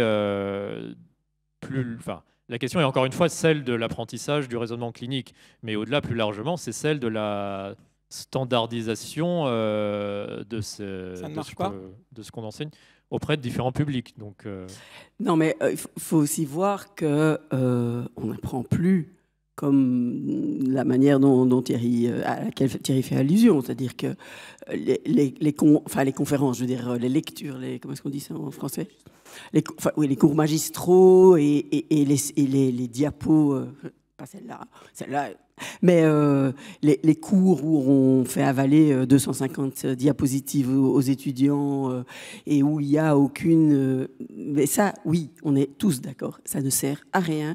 La mémorisation est microscopique parce que justement, et c'est ce que j'ai expliqué, elle ne s'accroche à rien. Elle ne s'accroche pas à justement du vécu. pour mémoriser quelque chose, il faut qu'il y ait une combinaison avec nos 5 sens. C'est-à-dire qu'il faut à la fois voir, enfin, il y a des gens qui ont perdu l'un ou l'autre sens, mais enfin, au minimum, essayer de mélanger plusieurs sens, mais voir, entendre, lire, voir les actions et puis faire. C'est évidemment ce que nous prônons, en particulier au sein de l'ERC, et c'est pas pour rien que dans nos cours, il n'y a plus de conférences depuis très longtemps. Tout ça, ça a été gommé, effacé, parce que c'est effectivement une manière totalement archaïque d'apprendre aux gens. Ils ont besoin de s'accrocher à différentes choses. Et c'est ce que je vous racontais sur le gâteau d'anniversaire. Vous vous souvenez de l'anniversaire où vous avez mis le pied dans le tapis, mais pas celui où vous avez juste soufflé vos bougies. C'est vrai, Dominique, vous avez raison, mais je pense que l'archaïsme, il est encore en partie présent. Alors certes, de façon peut-être pas aussi caricaturale que ce qu'on a connu pendant nos études médicales, mais il y a un archaïsme qui persiste aujourd'hui malgré les réformes successives et qui repose sur ce postulat qu'il faut d'abord savoir avant d'apprendre à savoir agir, donc avant de développer des compétences. C'est le fait qu'on commence toujours par apprendre les sciences biomédicales, les sciences fondamentales, l'anatomie, la physio, etc., avant de rentrer dans les disciplines cliniques, et ça, quel que soit le cursus, en tout cas dans nos cultures, en France, voilà, dans nos cultures latines, on va dire. Non, effectivement, la Belgique est plus au nord. Oui, ça doit être ça, on parle flamand.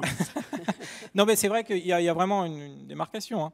Et ça relève justement d'un postulat qui vient considérablement entraver l'usage qu'on peut faire des connaissances qu'on apprend et qui les rend, encore une fois, totalement inertes dans la mémoire à long terme.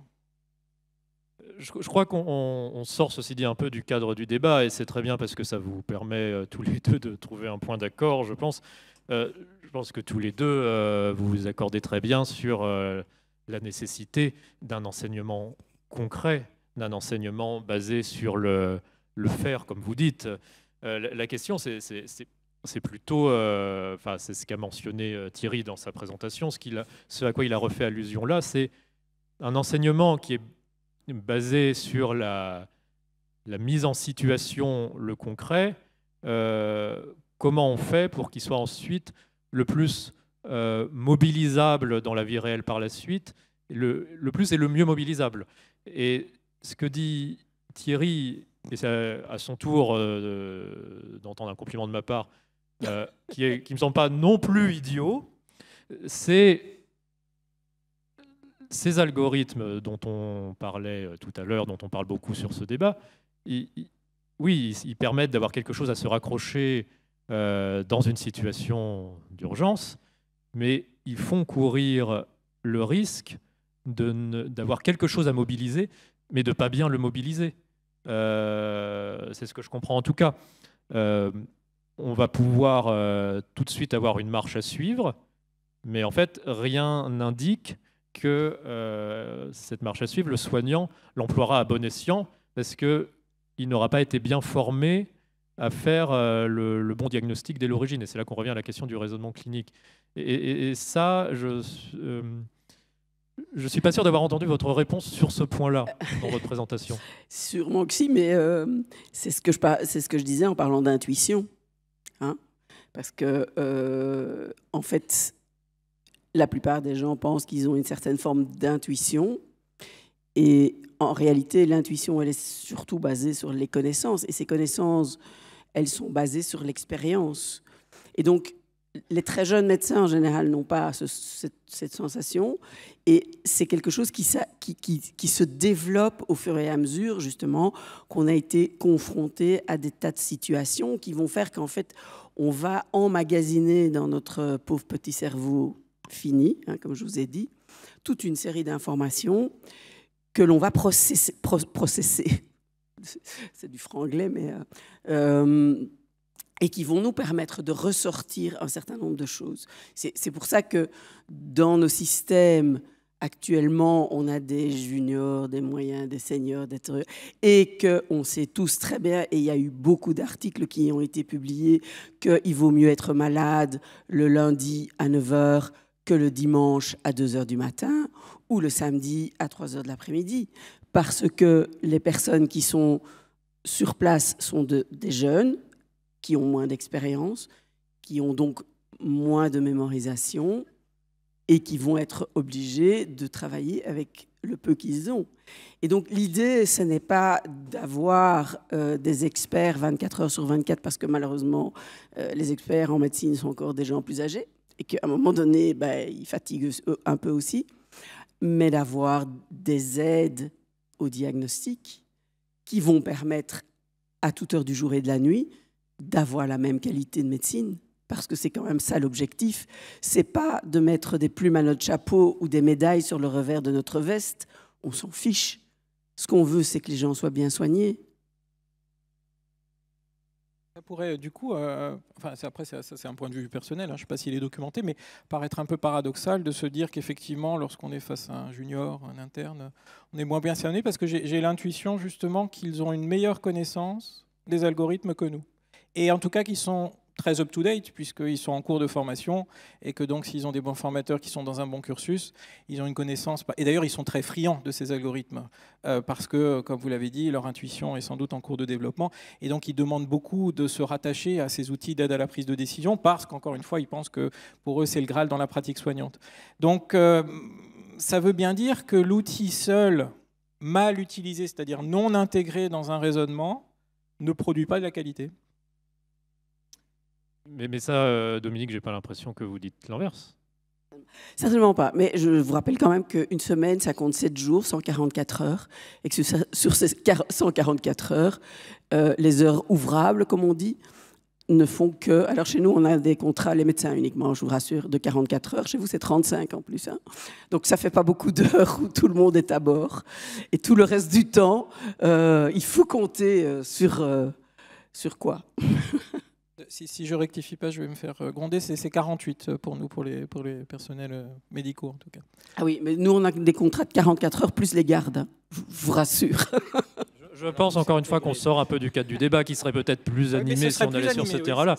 Mais c'est pas pour ça qu'on nous a fait venir sur scène. Mais non, tout simplement, j'avais pas l'impression qu'il y avait finalement un désaccord de fond si important. Je suis pas sûr qu'il y ait un désaccord de fond. Par contre, j'aimerais revenir justement sur la question de l'intuition, parce que on a aussi cette représentation que l'intuition, donc l'élément clé du raisonnement que vous avez très bien décrit dans votre présentation, ne fonctionnera que quand elle émerge d'un expert, qui donc a accumulé suffisamment d'expérience et à remanier, comme vous dites, ses connaissances grâce à ces expériences-là. Or là, je cite toujours un peu les mêmes auteurs, mais plusieurs chercheurs à la fin des années 2000, notamment ARC, pour ceux que ça intéresse, ARK, se sont intéressés justement aux novices, à un profil d'étudiants novices, en se disant, bon, qu'est-ce qui se passe si j'empêche un novice de raisonner intuitivement? Les résultats sont constants, la performance diagnostique, puisque c'est essentiellement des tâches diagnostiques, diminue constamment lorsqu'on essaye de freiner l'intuition, que ce soit chez les novices ou chez les experts. Et on sait que la meilleure démarche sur le plan du raisonnement clinique, c'est de laisser l'intuition se dérouler naturellement. De toute façon, c'est un processus irrépressible. Donc même si on a expliqué à notre étudiant qu'il devra suivre l'algorithme sans réfléchir, il aura forcément un raisonnement et une intuition. Bon, donc l'intuition, c'est toujours le point de départ du raisonnement. Et le raisonnement le plus efficace, c'est laisser l'intuition se dérouler, se baser sur son intuition, et ensuite s'engager dans une démarche de vérification qui, en partie, peut reposer sur l'usage d'outils d'aide à la décision, comme les algorithmes. Mais sauf que l'intuition, ça n'existe pas. J'espère que vous avez compris ça.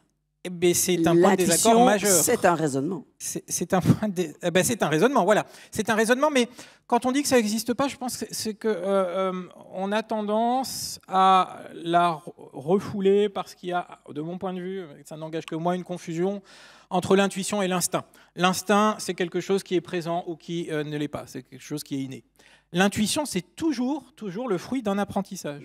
Absolument. Mais ça reste un processus cognitif qu'on décrit comme étant de nature intuitive, parce que sur le plan psychologique, il ne nécessite pas d'efforts conscients pour être mobilisé. Ça veut dire quoi? Ça veut dire que les idées, les hypothèses diagnostiques viennent toutes seules dans notre tête sans qu'on ait à y réfléchir. Et c'est ça qu'on appelle l'intuition, ou alors qu'on appelle le raisonnement non analytique, ou qu'on appelle le système 1 selon les auteurs. Quoi qu'il en soit, c'est un point de départ qui est irrépressible, obligatoire et gage de qualité. Et encore une fois, même si on veut empêcher ou freiner l'intuition, ce qu'on ne peut faire qu'en milieu expérimental parce que ça ne marche pas dans la vraie vie, on n'y arrive pas et le niveau de performance diminue. quel que soit le degré d'expertise. Vous êtes d'accord avec le côté gage de qualité de ce recours à l'intuition? Mais, oui, non, parce que je vous dis encore une fois, l'intuition, c'est des connaissances. Et c'est comme j'ai dit tout à l'heure, c'est le cerveau qui commet un excès de vitesse. C'est simplement parce qu'en accumulant plus de connaissances, le cerveau peut aller plus vite. Et qu'à ce moment-là, effectivement, c'est à ce moment-là qu'on parle d'intuition. Mais ça reste un raisonnement. Simplement, on peut enjamber plus de marches à la fois. C'est tout. C'est juste vos muscles qui sont un petit peu plus performants. Vous avez fait plus d'exercices. Vous montez plus de marches à la fois. Alors, je comprends par ailleurs aussi, maintenant très bien, après vos présentations, après cette discussion, comment chacun de votre côté vous en arrivez à défendre une place plus ou moins importante accordée à ces protocoles tout faits, à ces cheminements mentaux très formalisés. Donc, j'essayais de ne pas réemployer le mot d'algorithme, mais je le réemploie, ces algorithmes. Et la question que je me pose maintenant, c'est à quel point il y a une littérature qui évalue l'efficacité en matière de soins de ces algorithmes. C'est vrai qu'on parle beaucoup depuis le début, et vous particulièrement, Dominique, de médecine basée sur les preuves. Est-ce que là-dessus, il y a des éléments qui permettent d'évaluer concrètement vraiment les conséquences en matière de soins, non pas de soins d'urgence, là, de soins d'urgence, de réussite pour les patients de ces algorithmes? Bonne question. Ah bah alors, merci. évidemment, ce sont toujours des choses compliquées à démontrer, puisque, évidemment, elles sont toujours plurifactorielles. Parce que quand vous faites de la médecine comme ça, vous avez le facteur temps qui va jouer. C'est-à-dire qu'en 2000, on ne faisait pas la même chose et on ne raisonnait pas comme on raisonne maintenant. Qu'on le veuille ou non, la médecine a changé. Et c'était il y a 20 ans, c'était il y a très très longtemps, surtout en matière de médecine. Et donc, ça change, ça bouge tout seul. Vous savez que les progrès de la mortalité infantile datent de bien avant les antibiotiques, les vaccins, etc.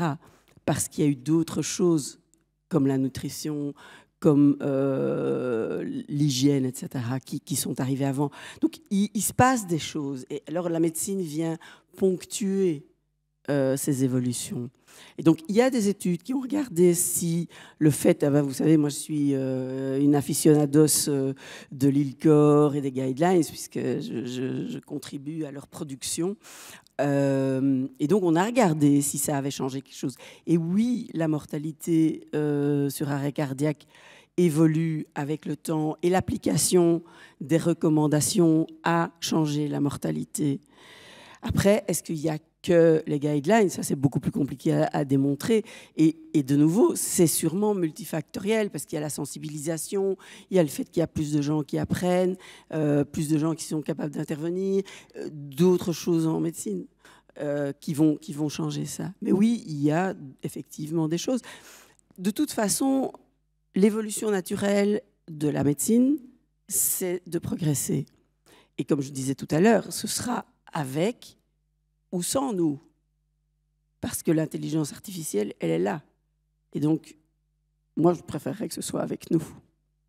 C'est aussi quelque chose que vous admettez, Thierry, qu'il y a quand même des données qui montrent que ces algorithmes fonctionnent, ou comme Dominique a quand même fait un peu allusion, vous me direz, on ne peut pas conclure que c'est ça qui a vraiment eu un effet, on peut peut-être pas évaluer ça comme on évalue un médicament randomisé double aveugle. C'est justement ce qu'ils ont essayé de faire. Et c'est là la limite que souligne bien Dominique, c'est que l'efficacité, la performance, elle est multifactorielle. Alors du coup, quand on veut isoler l'efficacité d'un outil qu'on introduit dans un service et qui généralement n'est pas le seul élément qu'on modifie lorsqu'on protocolise des soins, et qu'on essaye d'évaluer donc l'efficacité de cet outil, on s'inscrit dans une approche expérimentale qui dénature tellement l'environnement de pratique. Si vous voulez, on le simplifie à l'extrême pour neutraliser toutes les variables qui justement pourraient nous faire dire « ouais, mais t'es pas sûr que c'est parce qu'on a recruté des plus jeunes, ouais, mais t'es pas sûr que c'est parce qu'on a plus seniorisé, etc. » Donc, on neutralise tellement de variables, de facteurs confondants, qu'in fine, on arrive à prouver ce qu'on veut prouver, c'est qu'effectivement, l'introduction de l'outil produit de la performance, mais ça ressemble plus du tout à la vraie vie. Et ça ressemble plus du tout à la vraie vie avec toute sa complexité qui fait, encore une fois, que de mon point de vue, les algorithmes sont un outil qui travestit toujours une réalité qui est beaucoup plus complexe que ce qu'ils font croire. L'algorithme, c'est des flèches, c'est une représentation très simplifiée d'une réalité de la pratique soignante. Alors encore une fois, quand on l'isole expérimentalement, oui, ça produit des résultats. Est-ce que ces résultats sont transférables et généralisables à la pratique réelle? Jamais. Jamais, parce que le milieu dans lequel on les a étudiés n'a plus rien d'authentique, n'a plus rien d'un milieu de soins, n'a plus rien de l'environnement de pratique de la médecine d'urgence. Ça, je ne suis pas d'accord, hein. Évidemment. Non, mais vraiment, je ne suis pas d'accord. Parce que, bon, non, mais je veux dire, le débat a un côté un peu artificiel. On nous a chacun, nous deux, on a dit, toi, tu vas être contre et toi pour. Évidemment, tout est plus Si nuancé. vous voulez, il nous reste quelques dizaines de minutes. Vous pouvez prendre les positions inverses. Si... Ah oui, on peut aussi, voilà. oui, c'est ça. Non, mais je veux dire, je crois vraiment que avoir mis beaucoup plus de comment dit-on ça, de rigueur, merci, je ne trouvais plus le mot, de rigueur dans la manière de fonctionner, et c'est un vrai avantage. Parce que justement, ça diminue les sources d'erreur, je croyais que, et oui, mais cette dose-là, elle est bien aussi, parce que j'ai lu dans Femmes d'aujourd'hui que c'était bien comme ça. Donc, je pense que la rigueur en médecine, c'est ce qui diminue les sources d'erreur, c'est ce qui diminue les chances de se tromper. Et donc, oui, les protocoles, oui, les algorithmes doivent être utilisés. Et je pense qu'on n'en utilise pas assez et on n'est pas encore assez rigoureux dans notre façon de fonctionner.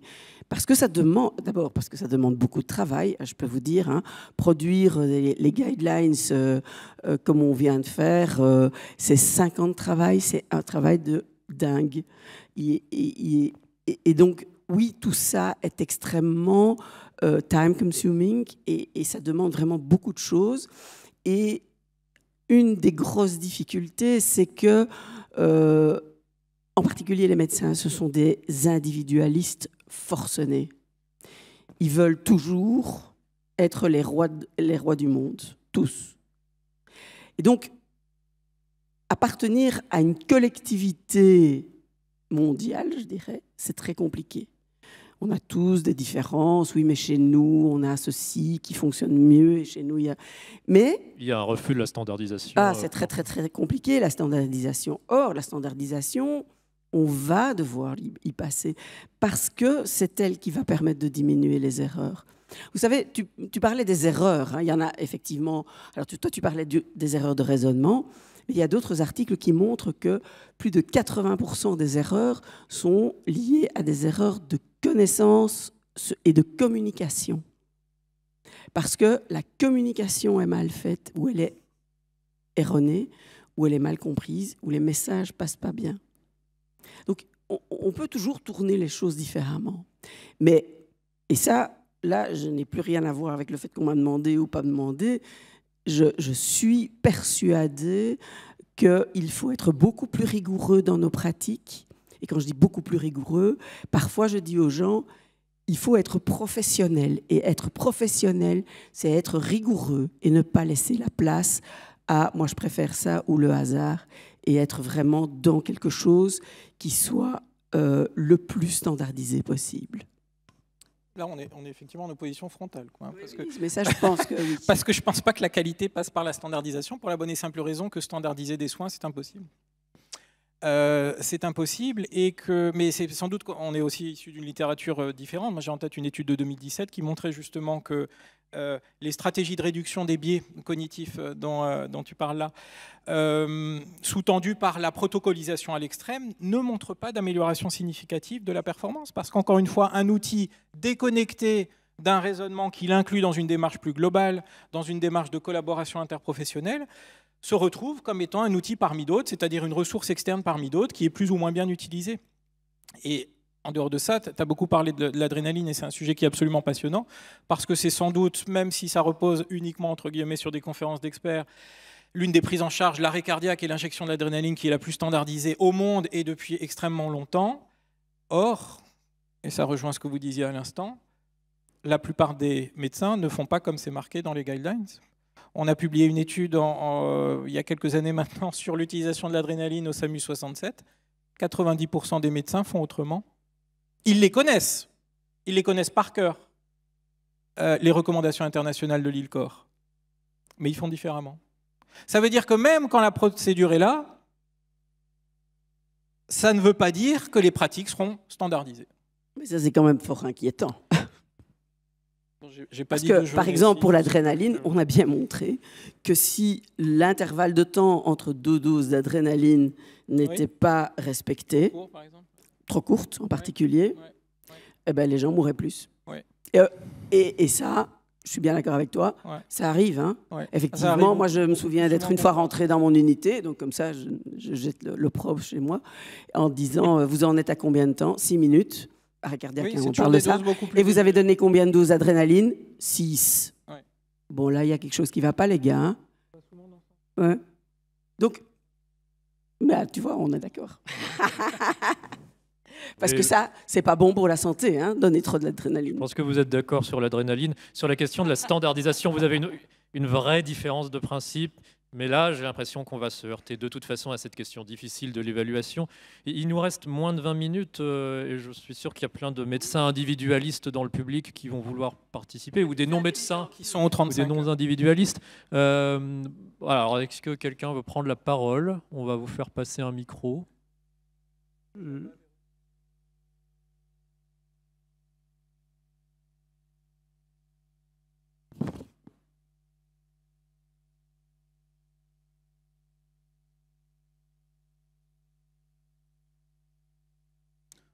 La procédure de vérification des micros n'a de toute évidence pas été respectée.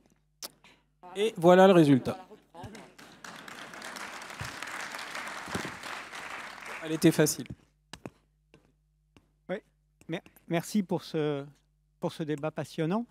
Je vais rebondir sur cet dernier exemple de l'adrénaline dans l'arrêt cardiaque avec des recommandations, des guidelines qu'on connaît tous par cœur. Et est-ce qu'il n'y a pas derrière la question de comment on l'enseigne? Justement, quelque part, la question entre ce qu'on sait et ce qu'on fait sur le terrain, ben, effectivement, et les exemples m'ont montré, ce n'est pas parce qu'on sait quelque chose que l'on fait quelque chose. Et donc la question, c'est quel est le déterminant du comportement sur le terrain? D'exemple, je sais très bien qu'il ne faut pas téléphoner quand je conduis. Qu'est-ce qui fait que ce soir, à 130 km/h sur la route, quand mon fils va m'appeler, je vais répondre au téléphone? Et derrière, quelle est la méthode d'enseignement qui permet de modifier, non pas les connaissances, mais le comportement, ou par exemple l'adhésion à des guidelines?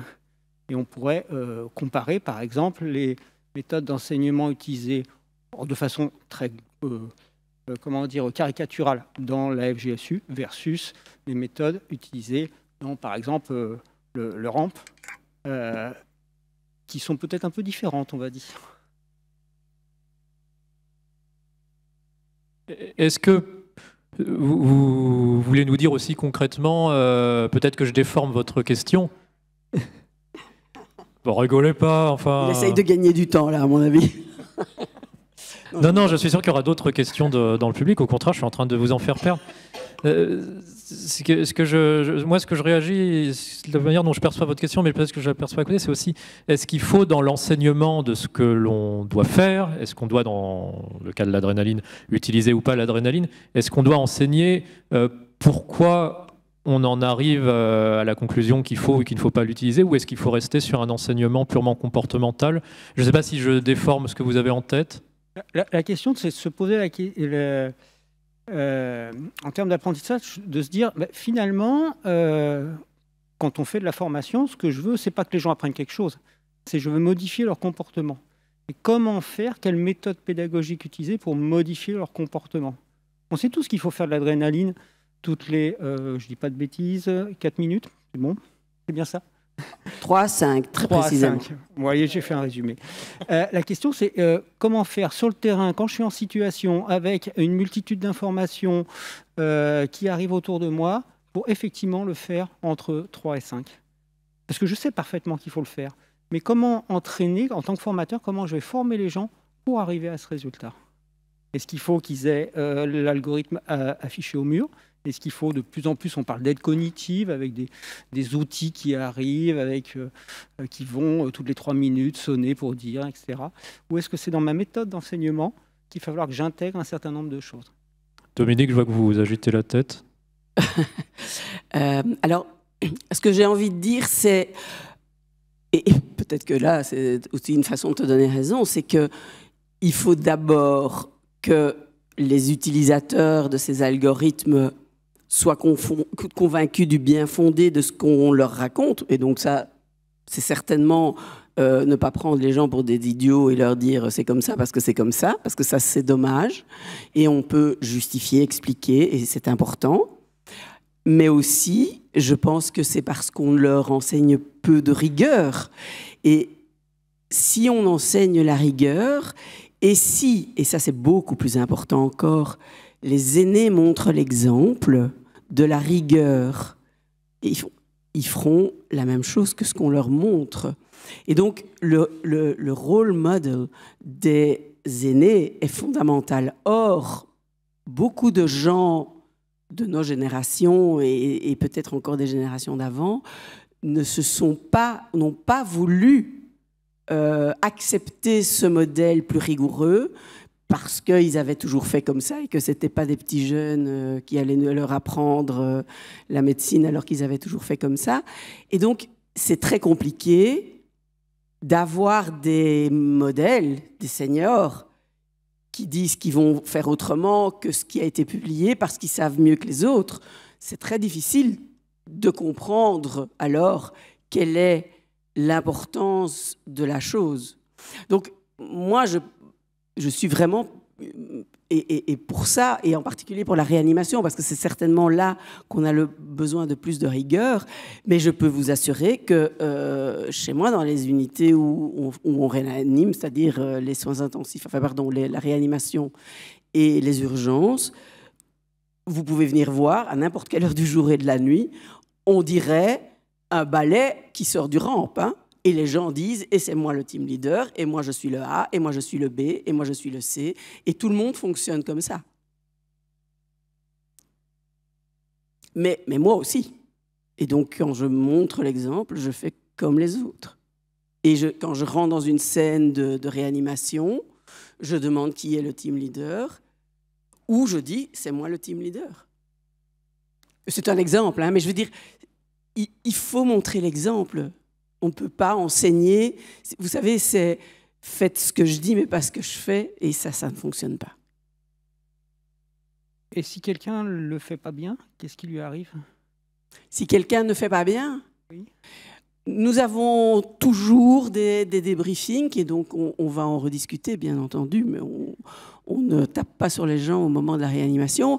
Mais s'ils mettent le patient en danger, on corrige, on explique calmement, éventuellement en aparté, il y a un dialogue qui se produit. Et puis on débriefe, bien sûr. On défuse et on débriefe. C'était, quand je disais, s'il ne le fait pas bien, j'ai le souvenir, je me demande si je ne faisais pas partie de la session à Moutier du RAMP dont vous citiez. Et effectivement, dans la question s'il ne faisait pas bien, moi, les souvenirs que j'ai quand j'ai fait le PLS, je donne pas d'avis sur si c'est bien ou pas bien, ou efficacité ou pas efficacité, c'est je fais bien, c'était du feedback behavioriste. C'était la carotte et le bâton. Je m'excuse, mais je ne vous entends pas très bien. Ouais, avec le masque. Je disais l'approche pédagogique, si on fait le résumé, qui serait plutôt behavioriste, c'est-à-dire la carotte et le bâton. Je fais bien, je suis récompensé. Je fais pas bien, j'ai un coup de J'ose espérer que non, parce que ça, c'est vraiment pas ce qu'on enseigne. Hein. Non, ça c'est vraiment, c'est ce qu'on appelle la méthode de Pendleton, puisqu'on en est là à ça. Donc c'est le sandwich, hein. Ça c'est bien, ça c'est pas bien, ça c'est bien, ça c'est pas bien. Ça c'est vraiment, il y a 15 ans qu'on fait plus ça. Ouais, c'était encore plus direct. Hein. Et on fait de la conversation d'apprentissage. Maintenant, parfois, il y a des instructeurs qui sont un peu restés bloqués, mais non, on fait pas comme ça. Thierry, sur cette question de quel est l'enseignement, la forme d'enseignement la plus efficace vraiment pour enseigner un comportement et pas juste des connaissances, vous avez quelque chose à rajouter? Je pense que Thierry, qui a posé la question, que je connais, a la réponse et a souligné un élément qui différencie effectivement beaucoup l'apprentissage en GSU de l'apprentissage dans d'autres courants d'approche plus comportementaliste. l'une des principales résistances au changement, c'est les représentations antérieures. Dominique, tu en as parlé. Si je fais d'une certaine façon depuis 20 ans et que tout d'un coup, en 1 minute, une personne dont j'ignorais tout avant de venir en formation me déclare que dorénavant, il faut faire autrement, je ne vois pas pourquoi le cerveau ferait l'effort de changer. Donc tout le travail qu'on fait en GSU, notamment sur l'exploration et la déconstruction des représentations antérieures, est une condition importante du changement. Ce travail, il passe aussi par l'importance, et c'est ce que tu as dit aussi Dominique, l'importance de la justification des connaissances nouvelles. C'est une condition indispensable du transfert des apprentissages, c'est-à-dire de la capacité à utiliser ce qu'on a appris en formation dans le milieu professionnel. La justification, c'est si on se contente de déclarer que dorénavant il faut faire comme ça ne marchera jamais. Or, dans certaines effectivement approches pédagogiques ou dans certains styles managériaux, et moi je ne suis pas manager, donc c'est difficile de se mettre à leur place, mais c'est vrai que je me dis, bon, compliqué quand on gère un service, est-ce qu'on doit ouvrir à la discussion toute nouvelle proposition et avoir 100 agents qui nous disent moi je préfère que la flèche elle parte à gauche et le suivant à droite et puis l'autre à 45 degrés, etc. On n'en sort pas. Donc on est parfois dans des politiques managériales qui imposent l'outil sans en justifier l'intérêt et l'origine. Et ça, ce sont autant d'éléments qui vont évidemment freiner le changement. Dominique, vous m'accusiez de vouloir gagner du temps. C'est totalement faux. Au contraire, je suis bien embêté parce qu'on n'en a plus beaucoup. Est-ce qu'il y a encore 1 ou 2 questions dans la salle? Je crois que je vois là-bas.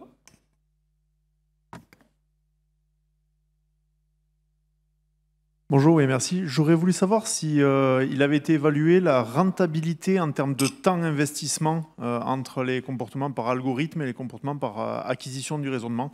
Car si effectivement on a la sensation, on va dire un peu intuitive, que quelqu'un qui a été bien formé avec des milliers d'heures de formation pour avoir un raisonnement clinique performant, des fois on se demande si pour 2 heures de formation, il arrive à retenir un algorithme simple et 70% efficace. C'est peut-être pas plus rentable que d'avoir quelqu'un qui, pour 1000 heures de formation, réussit à avoir 95% d'efficace sur une démarche clinique. On peut prendre des exemples grossiers comme la pose de colliers cervicaux en systématique sur les AVP ou des choses comme ça, où la finesse de l'analyse et du raisonnement clinique est souvent meilleure et plus pertinente. Mais la formation pour dire à quelqu'un « mets un collier cervical si tu penses qu'il y a un traumatisme », ça prend en gros 10 minutes. C'est vrai qu'on n'a pas ce débat dans l'absolu non plus. Il y a aussi une question de réalisme par rapport à ce qu'on peut faire en formation. Je vois que ça vous fait rire. Oui, bien sûr que ça me fait rire parce que c'est vrai que les études de médecine, c'est vachement long. Et enfin, alors en Belgique, puisque comme vous savez, je suis belge, ou comme vous l'avez entendu, c'était 7 ans. On est moins malin que les Français, puisque eux, c'était 6. Et parfois, quand je regarde en arrière en me disant, mais qu'est-ce que j'ai fait avec tout ce que j'ai appris pendant mes études de médecine? Alors parfois, je suis assez surprise parce que je connais des choses comme ça, je me dis, mais à quoi ça sert? Mon cerveau est rempli, mais probablement le vôtre aussi, de choses qui ne m'ont jamais servi à rien. Et c'est très long, 7 ans, évidemment. Donc, peut-être bien, effectivement, qu'on pourrait être plus efficace dans notre apprentissage. Enfin, je veux dire, dans la manière qu'on a d'apprendre. Et je parle spécialement des études de médecine. Et tout ce temps utilisé, on va dire, à former le cerveau et à raisonner, hein, c'est ce qu'on se dit pour les études universitaires, c'est que ça sert, parce qu'après ça, on est formé à raisonner. On est bien obligé de le rattraper quelque part, et peut-être, effectivement, en formant les gens avec des choses plus pragmatiques. Et juste pour répondre concrètement à la question de monsieur, j'imagine qu'il n'y a pas forcément d'études qui évaluent, on a parlé tout à l'heure des évaluations vraiment en matière de réussite clinique de ces méthodes de formation, mais il n'y a pas forcément d'études qui les évaluent au regard de la durée de la formation. C'est déjà difficile d'évaluer le succès, donc ça semble difficile de rajouter un facteur. Difficile, mais ça paraît intéressant. Enfin, la question que vous soulevez, elle a beaucoup de sens. Hein. Est-ce qu'on arrivera à mesurer ça un jour? Je ne suis pas sûr. Mais puis ça, c'est peut-être un point de désaccord avec Dominique. Je suis très dubitatif sur la vague immersive du soignant qu'on nous promet avec l'intelligence artificielle. Or, qu'on nous promettait l'année dernière, qu'on nous promettait il y a 5 ans, qu'on nous promettait il y a 10 ans. On la voit toujours pas venir. Les éléments d'intelligence artificielle dans les outils qu'on utilise au quotidien sont presque anecdotiques. Ils ont été présentés quasiment intégralement par Dominique.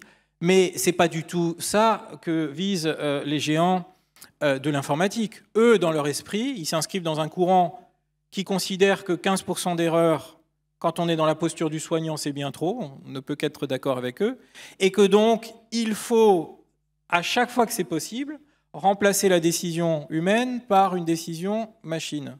Sauf que, et j'en viens à votre question, le coût de développement d'un algorithme d'intelligence artificielle est constamment sous-évalué.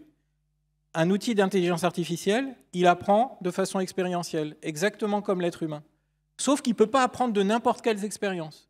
Il lui faut des expériences propres, il lui faut des expériences qui comprennent, etc. Et le simple fait de trouver les bonnes expériences, de les lui faire comprendre, est un travail titanesque. Et on avait évalué ça au SAMU, on voulait travailler sur des outils d'aide à la prise de décision, notamment en régulation. Il faudrait des dizaines d'années pour exploiter suffisamment de données de régulation et correctement afin de fabriquer un outil fonctionnel d'intelligence artificielle. Il y en a quelques-uns, il me semble, à Annecy, j'ai lu quelque chose. Dans un pays du Nord, ils ont produit des outils de détection des gaz, par exemple. Mais le coût est toujours sous-évalué et c'est l'une des raisons, je pense, pour laquelle on mourra tous ici probablement sans avoir été remplacés par de l'IA. Je parle de la pratique de l'urgence. La conduite, par exemple. Moi, je n'ai pas dit qu'on allait être remplacé. Hein. J'ai dit qu'on avait besoin. Je vais te répondre vraiment rapidement parce qu'on arrive à la toute fin, mais c'est un point que vous avez mis au cœur de votre présentation, donc rapidement, ce qu'a dit Thierry. Ben oui, voilà. Donc, moi, je n'ai pas dit que l'intelligence artificielle allait nous remplacer, même si c'est tout à fait possible. Mais je pense vraiment qu'une aide à la décision va s'implémenter de plus en plus. Même si on croit qu'on n'a pas, il y a des choses qui arrivent progressivement. Alors, je vous l'ai dit aussi, c'est vrai qu'on est limité par justement ce foisonnement de langages différents et de choses très, très différentes et par notre peu de rigueur. Écoutez, merci à tous les deux, Thierry, Dominique, pour ces échanges. Merci et désolé à la salle, à tous ceux qui n'ont pas pu voir leurs questions prises. On a été pris par le temps, en l'occurrence. Juste un tout petit point qui n'intéressera pas grand monde ici. Bah, allez-y Dominique si vous voulez. Je tenais juste à préciser que je n'étais pas rémunéré pour animer cette conférence, ce qui en tant que journaliste est important à dire. C'est une question de déontologie, à part évidemment les frais de déplacement et d'hébergement. Par contre, je vous avoue maintenant que j'étais très angoissé à l'idée de l'animer et finalement, ça s'est bien passé. Mais je savais que si je faisais un malaise, j'étais pas en mauvaise compagnie pour avoir une intervention. Mais écoutez, je pense que les échanges qui ont été très courtois peuvent continuer après, en privé, en off, comme on dit. Et puis voilà, je laisse la scène au prochain. Merci Julien, belle animation.